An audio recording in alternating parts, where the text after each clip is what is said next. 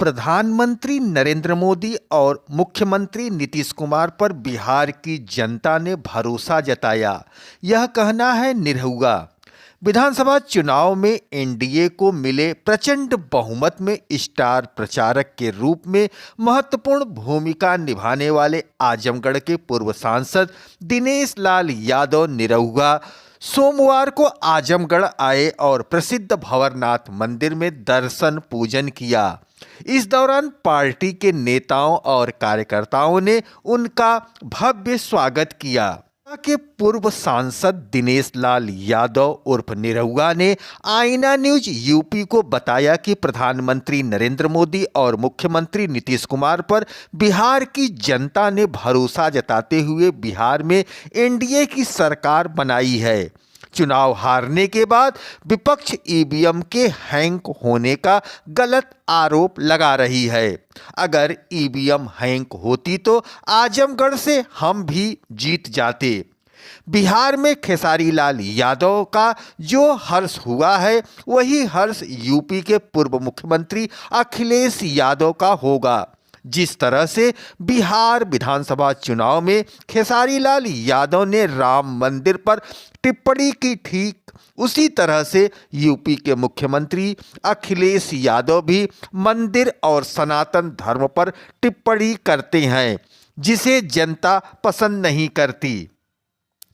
बिहार विधानसभा चुनाव में एनडीए को मिले प्रचंड बहुमत में स्टार प्रचारक के रूप में महत्वपूर्ण भूमिका निभाने वाले आजमगढ़ के पूर्व सांसद दिनेश लाल यादव निरहुआ सोमवार को आजमगढ़ आए और प्रसिद्ध भंवरनाथ मंदिर में दर्शन पूजन किया। इस दौरान पार्टी के नेताओं और कार्यकर्ताओं ने उनका भव्य स्वागत किया।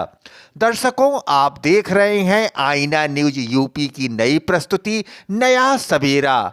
मैं सियाराम मिश्र। सारी बात करेंगे, अपनी कमियां उनको पता नहीं है कि वो क्यों हारते हैं। उसी बिहार में आप जाएंगे तो पहले जो इनका गुंडा राज था, ये आज भी वही बात कर रहे थे कि आवे दे 6 गोली मार दे छाती में, झंडा गाड़ दे, घरे से उठा ले, भैया का सरकार बने दे, उड़ा दे।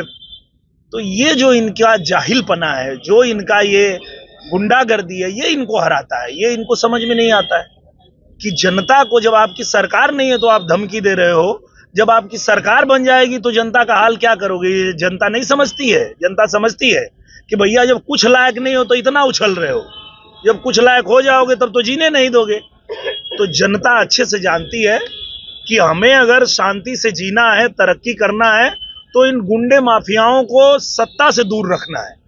वही हाल इनका यूपी में भी है, वही हाल इनका बिहार में भी हुआ है, और आने वाले समय में आप देखिएगा बंगाल में भी वही हाल होगा। देखिए, हम लोग भारतीय जनता पार्टी के कार्यकर्ता हैं और हम लोग किसी पद प्रतिष्ठा के लिए काम नहीं करते हैं। हम लोग सेवा के लिए काम करते हैं, और इससे बड़ा और पद क्या होगा। मैं भारतीय जनता पार्टी का स्टार प्रचारक हूँ, और ये बहुत बड़ा जिम्मेदारी है कि भारत के किसी भी राज्य में चुनाव हो, वहां मुझे जाना पड़ता है, वहां प्रचार करना पड़ता है।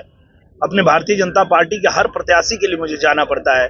तो इससे बड़ी और जिम्मेदारी क्या हो सकती है। बहुत बड़ी जिम्मेदारी है। बंगाल में चलेगा, क्योंकि बंगाल में आप देखिए किस तरह से, जैसे ही हम लोगों ने बिहार में प्रचंड जीत हासिल की, बंगाल में भी अब नारा लगने लगा है कि अब यहाँ भी बुलडोजर चलना चाहिए। यूपी में हम लोग सेवा कर रहे हैं, हम लोग काम कर रहे हैं। आप उत्तर प्रदेश जितनी तेजी से विकास कर रहा है, ये उत्तर प्रदेश का बच्चा बच्चा कह रहा है कि यूपी के बच्चा बच्चा के फरमाइश में योगी जी, अइले 22 में योगी जी, अब फिर से 27 में योगी जी। तो ये जो उत्तर प्रदेश में काम हो रहा है, जिस तरह से हमारा उत्तर प्रदेश विकास कर रहा है, फिर से योगी जी ही चाहिए। आज तो पूरा भारत योगी जी का फैन हो चुका है।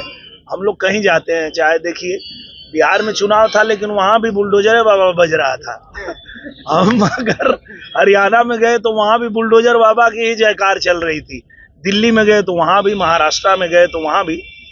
तो आज उत्तर प्रदेश को पूज्य महाराज जी ने जिस तरह कानून व्यवस्था दुरुस्त करके और हमारे राज्य को आगे बढ़ा रहे हैं, वैसा ही पूरे भारत के लोग चाह रहे हैं। तो उत्तर प्रदेश के लोग तो चाहेंगे ही कि इतने अच्छे मुख्यमंत्री मिले हैं, यही बने रहे हमारे लिए। हमने कहा भैया कि ये वही अखिलेश यादव हैं जो आप लोगों को अगर याद होगा तो 19 में चुनाव परिणाम आने के पहले ही उन्होंने कह दिया था कि हम नहीं मानेंगे। चुनाव आयोग चले गए थे और उन्होंने कहा कि यहाँ धांधली हो रही है, यहाँ का परिणाम मानना ही नहीं है, पर जीत गए तो मान गए।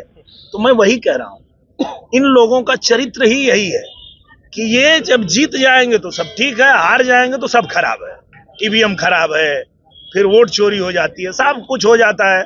तो उनसे पूछो ना कि आजमगढ़ में कैसे जीते, वोट चोरी करके जीते हो क्या? ये प्रक्रिया जो होती है वो एकदम साफ सुथरी होती है। जहां जिसको जनादेश मिलता है, जहां जिसको लोग चाहते हैं उसको जिताते हैं।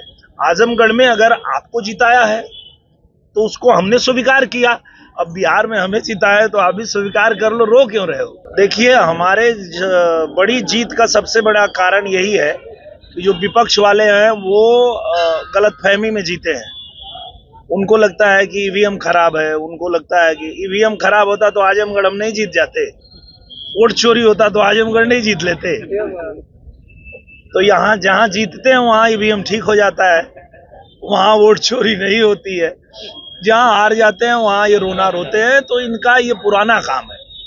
पर हम लोग भारतीय जनता पार्टी और एनडीए के लोग जो हैं वो धरातल पे काम करने में विश्वास करते हैं, जनता के बीच रहने में विश्वास करते हैं और जनता की जो भी समस्याएं हैं उस पे काम करते हैं। और यही कारण है कि बिहार में भी एनडीए सरकार ने जिस तरह से काम किया, चूंकि बिहार आना जाना हम लोगों का लंबे समय से है, 20 साल से हम लोग आ जा रहे हैं, तो हमने पहले भी बिहार देखा था। लेकिन एनडीए सरकार बनने के बाद जिस तरह बिहार में परिवर्तन हुआ, बिहार ने तरक्की किया, उसी की देन है कि बिहार के जो लोग हैं उन्होंने नीतीश कुमार जी और हमारे प्रधानमंत्री नरेंद्र मोदी जी के ऊपर भरोसा फिर से किया है और बिहार रफ्तार पकड़ा है, रफ्तार पकड़ेगा।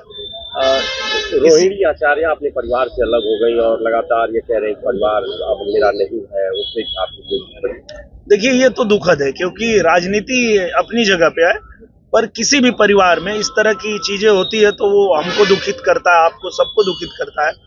तो परिवार के जो मुद्दे हैं उनको जितना जल्दी हो सुलझा लेना चाहिए, क्योंकि राजनीति तो ठीक है पर परिवार तो परिवार है। अपनी माँ, अपनी बहन, अपना भाई, अपना पिता, अगर परिवार ही नहीं है साथ में तो राजनीति करके क्या कर लेंगे? तो मुझे लगता है उसका तो मुझे भी खेद है, दुख है, क्योंकि मैं उस परिवार से भी जुड़ा हुआ हूँ। मैं आदरणीय लालू जी से भी आशीर्वाद लेता रहता हूँ जब भी उनसे मिलता हूँ। तो मैं तो यही चाहूंगा कि परिवार जल्दी से जल्दी अपने जो भी उनके बीच अनबन है उसको सुलझा लें, यही मैं चाहूंगा। अभी हम लोग देखिए बाबा भंवरनाथ के प्रांगण में उपस्थित हैं और भोलेनाथ की कृपा से अभी बहुत बड़ी जीत हम लोगों ने हासिल किया है बिहार में। और बिहार में हम लोगों की ड्यूटी लगी थी और वहाँ मेहनत हम लोगों ने जो किया वो मेहनत सफल हुई। और बिहार में जीत के बाद हम लोग सीधे दिल्ली गए और दिल्ली से हम लोग अपने आजमगढ़ के लिए एक नई ट्रेन लेके आए हैं जो हमारे आजमगढ़ को ज़रूरत थी और काफ़ी समय से मांग थी। इसके अलावा एक बहुत ही महत्वपूर्ण काम हमारे आजमगढ़ का, जो नया रेल लाइन हम लोगों ने पास करवाया था गोरखपुर, आजमगढ़ और बनारस को जोड़ने के लिए, उसका फाइनल जो काम है वो यहाँ से पूरा होके और केंद्र के पास जा चुका था। तो वहाँ जा करके उसको आगे बढ़वाया है ताकि जल्दी से जल्दी ये भी काम पूरा हो जाए। और साथ में हम लोग आजमगढ़ में अभी हमारे रिंग रोड का काम भी शुरू करवाने जा रहे हैं। तो बहुत सारी जिम्मेदारियां हैं, पर उन जिम्मेदारियों को निभाते हुए आजमगढ़ की जो आवश्यकताएं हैं उस पर भी काम करने के लिए तत्पर रहना ही हम लोगों का काम है। हमारी जो टीम है, जो हमारे जयनाथ भैया हैं, हमारे रामपाल सिंह जी हैं, हमारे जितने भी पार्टी के लीडर हैं, सब लोग यहाँ आजमगढ़ में लगातार बने रहते हैं, काम करते रहते हैं और जो भी यहाँ जरूरतें हैं, आवश्यकताएं हैं, उससे हमें भी बताते रहते हैं, अवगत कराते रहते हैं। और जिस विभाग का काम हो, चाहे वो मुख्यमंत्री जी के पास हो या प्रधानमंत्री जी के पास हो या रेल मंत्री जी के पास हो या हमारे परिवहन मंत्री के पास हो, हर जगह हम लोग जा करके और आजमगढ़ के लिए लगातार काम कर रहे हैं। और यही हमारी प्राथमिकता है, हमारे पार्टी की प्राथमिकता है कि हम लोग जो हमारे भारतीय जनता पार्टी की कार्यशैली है कि हम जनता की सेवा के लिए ही राजनीति में है, तो वो लगातार करते रहते हैं। और आज हम लोग एक यूनिटी यात्रा भी हमारी निकलेगी जो हम लोग मुबारकपुर में निकाल रहे हैं, तो इसी के लिए हम लोग आजमगढ़ में हैं। अभी खेसारी लाल यादव जिनको काफी उन्होंने समर्थन दिया था, हार गए, उस पर क्या कहना चाहेंगे चुनाव? देखिए, जिस तरह से खेसारी लाल हारे हैं उसी तरह से यहाँ अखिलेश यादव भी हारेंगे। उसका कारण भी है कि खेसारी लाल यादव अच्छे कलाकार हैं, पर उनके हारने का कारण है कि वो राम मंदिर के विरोध में थे, जिसको जनता ने बिल्कुल स्वीकार नहीं किया। जनता ने कहा कि नहीं, राम मंदिर है यूपी में, उससे कुछ लेना देना उस चुनाव का नहीं था। लेकिन वो बिना वजह, हम बार बार उनको समझा रहे थे, हम कोशिश कर रहे थे कि रुक जाओ भैया, मत बोलो, वो विषय नहीं है, बिहार चुनाव का वो मुद्दा नहीं है, क्यों उस पर पड़ रहे हो। पर मेरे भाई ने वो समझा नहीं। ठीक वही हाल है हमारे यहाँ यूपी में अखिलेश यादव जी का। कभी वो, जैसे आज हम भंवरनाथ मंदिर में हैं, हम पूजा कर रहे हैं, सारी दुनिया एक तरफ, हमारा धर्म एक तरफ, हमारी पूजा पद्धति, हमारी आस्था एक तरफ।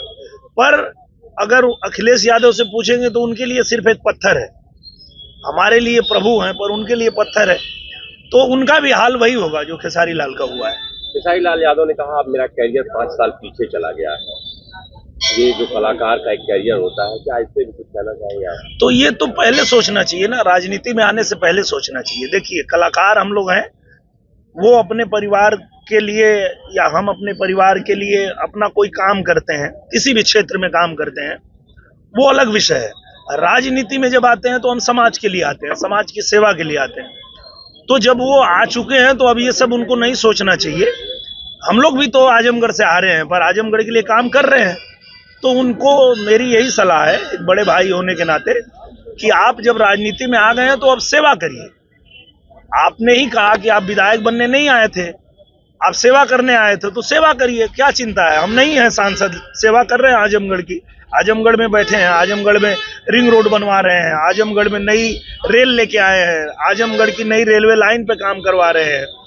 आजमगढ़ का जो भी काम है वो हम कर रहे हैं यहाँ पे। तो जीत हार अपने जगह पे है। अगर आपकी नीयत है सेवा करने की तो आप करिए, और उनको सेवा करना चाहिए। आजमगढ़ में जैसे हम लोग कर रहे हैं वैसे उनको छपरा में करना चाहिए। आप चिंता नहीं देख रहे थे आईना न्यूज यूपी की नई प्रस्तुति नया सवेरा, खबरों का सार, आपके विश्वास का आधार। नया